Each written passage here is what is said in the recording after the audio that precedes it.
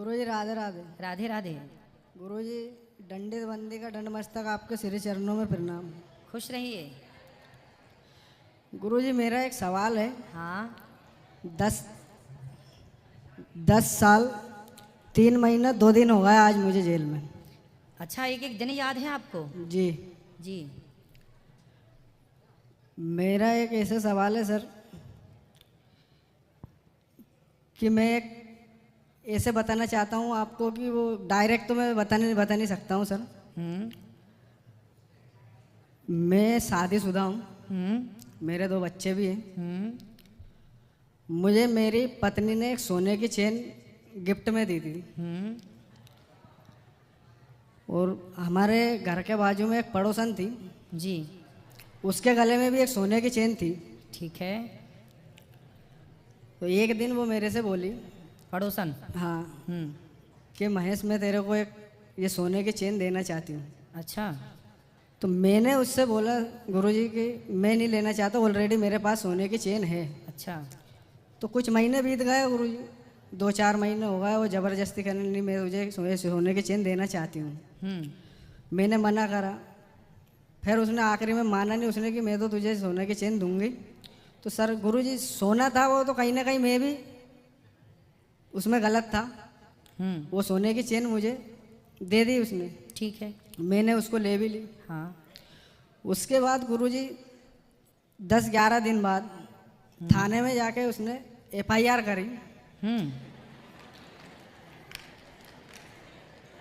कि महेश ने मेरी सोने की चेन चोरी करी। बड़ी चतुर पड़ोसन है फिर आपकी। देखो ऐसा भी होता है, सबक है दुनिया के लिए कि बेईमानी का फ्री का कुछ मत लो। हाँ, फिर क्या हुआ? गुरुजी फिर FIR करी, फिर थाने गया, फिर कोर्ट में केस चला और ये सज़ा पड़ गई है। भोपाल सेंटर में हूँ अभी। कितने साल की सज़ा? तो सर जितनी मेरी उम्र नहीं है इतनी सज़ा है। कितने साल की? 84 वर्ष में जोड़ी जाए तो 84 वर्ष की सज़ा है। उम्र अभी 33-34 वर्ष की है। अब जो बाकी की सज़ा बचेगी वो कौन काटेगा? 84 साल की सजा है आपकी? जी। क्यों? अलग और भी केस होंगे फिर आपके ऊपर? नहीं गुरुजी, एक ही केस है, उसमें 8 धारा लगाई गई है। 376 वाली धारा है, 376 ऑलरेडी। आज तक मुझे भी इतना समय हो गया उस बारे में मुझे भी पता नहीं है कि ये किस प्रकार से लगाएगा। फिर उसमें 120 भी प्लानिंग की तो धारा आपकी पड़ोसन ने आपने पूछा नहीं कि बहन आपने ऐसा क्यों किया मेरे साथ? गुरुजी इतना मौका ही का मिला, जीता जेल में आ गया, अभी तक बाहर जाने का मौका ही नहीं मिला। तो बाहर जाओगे तो क्या करोगे? बाहर जाएंगे तो गुरुजी कुछ अच्छा करेंगे कि जिससे अपनी एक पहचान बने। पड़ोसन से मिलोगे कि नहीं? गुरुजी पड़ोसन की तो शादी होगी, बच्चे भी हो गए, वो अपनी मस्ती में मगन है।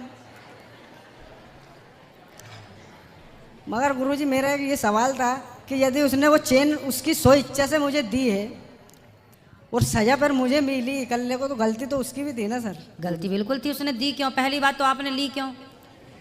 अगर कोई जबरदस्ती दे रही है तो फिर क्या करते? अरे जबरदस्ती क्यों लेना भाई, क्यों देना? फिर उससे कारण पूछते क्यों देना है, देने का कारण आपने फिर बताया नहीं कि इन्होंने हमें गिफ्ट किया, ऐसे ही दिया। तो गुरुजी वो सोना अपने मोह हो गया था उससे कि चलो सोने की चेन है ले। हाँ, इसलिए हमने शुरू दिन की कथा में, दूसरे दिन की कथा में आपको बताया था ना कि 5 चीजों में कलयुग रहता है। उसमें बेईमानी से कमाया हुआ धन भी है, सोना। राजा परीक्षित ने भी सोने की मुकुट पहनी थी, वो भी जरासंध की थी, इसलिए उन्हें 7 दिन में मरने का श्राप लगा था। बेईमानी से कमाया हुआ सोना भी नाश करता है। ये बेईमानी के सोने से बचना चाहिए। सोने में, बेईमानी के सोने में कलयुग का वास होता है, शास्त्र कह रहे हैं इस बात को। गुरुजी और यही सवाल था, तो एक तरफा ये सजा क्यों मिलती है? अब देखो, ये पड़ोसन से उसका आपका पिछला कोई रहा होगा हिसाब, तो उसके चक्कर में आप आए। पिछले जन्म में रही होगी आपकी कोई आपने पिछले जन्म में उसका बिगाड़ा होगा कुछ, तो उसने इस जन्म में हिसाब चुकाया। जन्म जन्म का संबंध है ना जीव मात्र से। और गुरुजी इसका ये जो इतनी सजा है, इसका जो अब पर ये 84 साल की सजा है आपको। हाँ, उसके आगे शेष प्राकृतिक जीवन काल भी लिखा है सर गुरुजी। 84 वर्ष के बाद में भी शेष प्राकृतिक जीवन काल की तक की सजा है। ये तो बहुत बड़ा है भाई, पहली बार मैंने सुना कितने साल की सजा। और वर्षों में जोड़ा जाए तो 84 वर्ष की सजा है। हम्म। और उसके आगे लिखा है कि शेष प्राकृतिक जीवन काल तक की सजा है। अभी हाई कोर्ट में केस लंबित है, फाइनल हेयरिंग के लिए लगा हुआ है। चलो भगवान करे ठीक हो जाए। बहुत बड़ा अपराध नहीं है, सोने की चैन का अपराध है। लोग तो कितने सोने की चैन खींचते हैं रोज। अब कोई और जी गुरु जी। अच्छा, बलात्कार भी आप पे लगा है। जी वही तो बताना चाहता हूँ मैं सर, वो एक माध्यम बना के मैंने आपसे उस चीज़ को बोला है। तो उसने बलात्कार का केस भी आप पे लगाया? हाँ वही लगा है, 376 76 का केस लगा है मेरे को। और वो भी 3? तो ये केस सही है, आपने बलात्कार किया? नहीं सर, बलात्कार नहीं करा मैंने सर, गुरुजी आपको बताया उसकी सो इच्छा से। अच्छा, उसकी इच्छा से आप उसके पास गए जी। और उसका शोषण किया? जी। तो फिर जब किया है तो फिर उसने लगा दिया, तो फिर शादी, अच्छा आपकी ऑलरेडी शादी हो चुकी थी? हाँ गुरुजी मेरी तो आपकी जब लुगाई थी तो काहे दूसरे के पास गए थे? तुम्हारी मती मारी गई थी, ठीक तो है? 84 साल की सजा। तो गुरुजी मैंने तो मना करा था, वो जबरदस्ती माना ही नहीं, तो फिर मैं क्या करता? माना नहीं तो वो तुम्हारी ऊपर थोड़ी आ गई पास में कि तुम गए थे उसके पास कि वो आई थी तुम्हारे पास? दोनों एक दूसरे के पास थे गुरुजी। अरे भगवान, तो आपकी पत्नी के पास क्यों नहीं चले गए तुम? मैंने गुरुजी उनसे बोला था कि ऑलरेडी मेरे पत्नी है। उसके बोलना क्या था आपको? बोलना था मेरी पत्नी है, तो बोलना क्या था? है ही पत्नी। तो आप कोई आपको ऑफर दे, आप कोई और स्त्री कहे जी आजा मेरे पास, तो चले जाओगे? ऐसे तो बहुत बुलाने वाले हैं, सबके पास जाओ। फिर पत्नी इसलिए तो होती है कि 17 जगह मुंह ना मारो, इसलिए तो शादी होती है। अब शादी हो गई, बच्चे हो गए, पत्नी है, फिर भी आप पड़ोसन के पास गए। गुरुजी उनकी उनकी इच्छा से गए थे ना हम, तो उनने बोला था। तो भाई उनकी गलत मुझे ठहराया गया।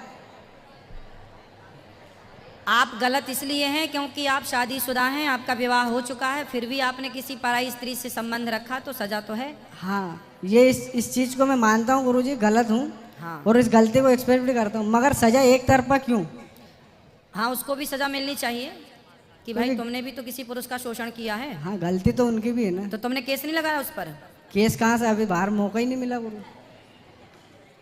फिर गलती आपकी मानी जाएगी क्योंकि आपका विवाह हो चुका था। और नहीं तो इसलिए कहता हूँ, राम जी के पास सूर्पनखा भी तो आई थी ऐसे ही, आप बहुत सुंदर हैं, हमसे ब्याह कर लीजिए। राम जी भी उसके चक्कर में पड़ जाते तो।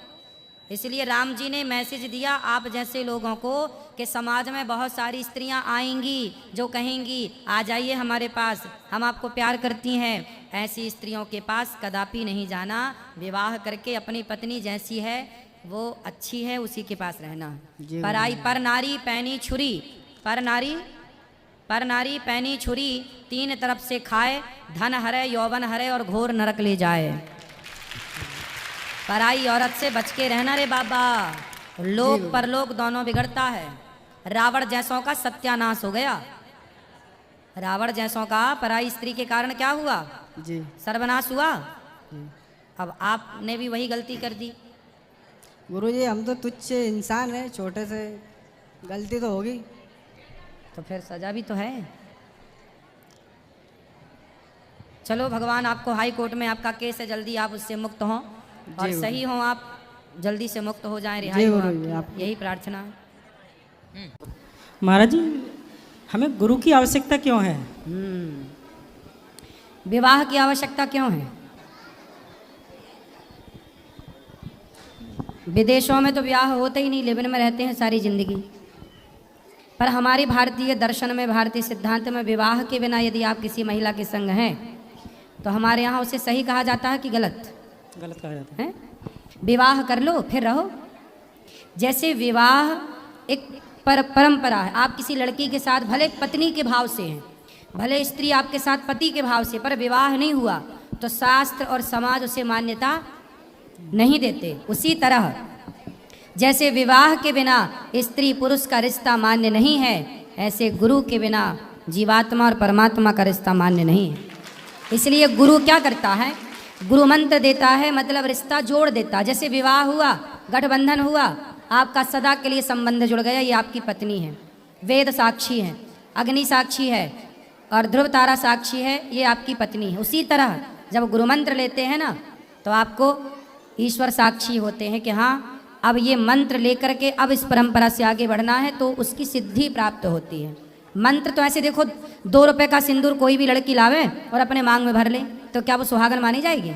सिंदूर कौन देता है? पति, तब ना वो मांग मानी जाएगी, मांग मान्य होगी। उसी तरह जब तक मंत्र गुरु नहीं देता तब तक वो मंत्र मान्य नहीं होता। कोई भी मंत्र आप जपो।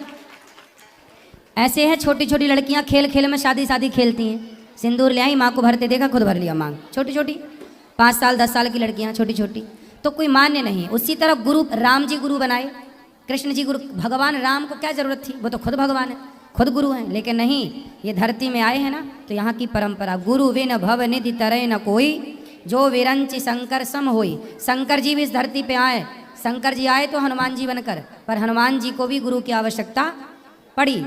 फिर बिना गुरु के आपका मंत्र स्वीकार ही नहीं होगा। आप करते रहो जाप, जो करते ठीक है कर लो, लेकिन वह मंत्र तब प्रभावी होता है जब गुरु के द्वारा वही मंत्र प्रदान किया जाए। इसलिए हमारे यहाँ परंपराएं। तो इसमें हम कैसे फाइंड आउट करें कि ये गुरु बनाने लायक है? अब ये आप देखो कि किससे आपका मन है, जिससे आपको ज्ञान मिले, जिससे आपका मार्ग क्लियर हो, जिससे आपको ज्ञान मिले, जो आपके अंधकार को नष्ट कर सके अज्ञान के, वही आपका गुरु होता है ना। एक काम कर सकते हैं आप, यदि गुरु की चाहत है, कोई डिसाइड नहीं कर पा रहे हैं, तो आप जिन जिन को मानते हैं उनका स्मरण करके आप रात्रि को सो जाएं और भगवान से कहें कि प्रभु आप बताइए कि मैं किनको गुरु बनाऊं। तो भगवान अपने आप आपके स्वप्न में प्रेरणा दे देंगे, स्वप्न में उनकी छवि दिख जाएगी, कौन आपके गुरु होंगे। आप ऐसा भी कर सकते हैं। थैंक यू महाराज। और किसी का प्रश्न? खड़े हो जाओ मैया, सब लोग बैठ जाओ बेटा, आप लोग बैठ जाओ। गुरुजी प्रणाम। जी जी। गुरुजी मेरा एक प्रश्न है, बोलो। क्या शिवलिंग को स्त्रियां छू नहीं सकती? क्यों नहीं छू सकती? असल में ज्योतिर्लिंग जैसे मैं गई थी त्र्यंबकेश्वर, वहां तो अंदर ही नहीं जाने दिया। हाँ छूने की तो बात ही छोड़ नहीं, दो। तो अब जैसे हम लोग यहाँ भी जाते हैं काशी, हाँ जी। तो काशी में भी तो हम लोग दूर से ही प्रणाम करते हैं, कहाँ कोई छू। भाई ऐसा है ना कि दूर इतनी भीड़ होती है, इतने लोग होते हैं, यदि आप ना 1 मिनट लगाई उनके पास में, तो फिर पीछे 60 1 मिनट सब लगाएंगे तो जो नहीं, वैसे बहुत जैसे पीछे उसका नंबर कब आएगा? जैसे नॉर्मल मंदिर में भी जाते हैं तो ज्यादातर औरतें मना करती हैं कि छूना नहीं है। ऐसा है कि आप प्रणाम कर लो दूर से, जरूरी नहीं है कि हम छुएं तो ही भगवान मिलेंगे। हम प्रणाम करें, भगवान के प्रति श्रद्धा रखें, भगवान मिल जाएंगे। यदि छूने का मना कर रहे होंगे तो शायद वहाँ का नियम होगा कि नहीं छू सकते, तो वहाँ के नियम को फॉलो कर लेना चाहिए, इसमें क्या है। ठीक है, धन्यवाद गुरु। राधे राधे गुरुजी। राधे बेटा, आपके चरणों में मेरा कोटि कोटि प्रणाम। खुश रहिए। गुरुजी, क्या गुरु दीक्षा लेनी जरूरी होती है? ऐसे निरंतर जप करते रहें, श्री जी के आश्रित होकर जीवन निर्वाह करें तो श्री जी नहीं मिलेंगे? भाई जो लड़का पसंद आए तो पसंद आ गया, अब विवाह मत करो, रहने लग जाओ उसके संग, तो चलेगा काम नहीं नहीं, कि करना पड़ेगा? मेरा रिश्ता हो गया है, अरे माता पिता की आज्ञा हम से तो हुआ। उदाहरण दे रहे हैं। हाँ जी। अब आपका रिश्ता हो गया, विवाह ना करो और संग रहो, अच्छा रहेगा? समाज अच्छा कहेगा? नहीं। विवाह करना जरूरी है, जी जी।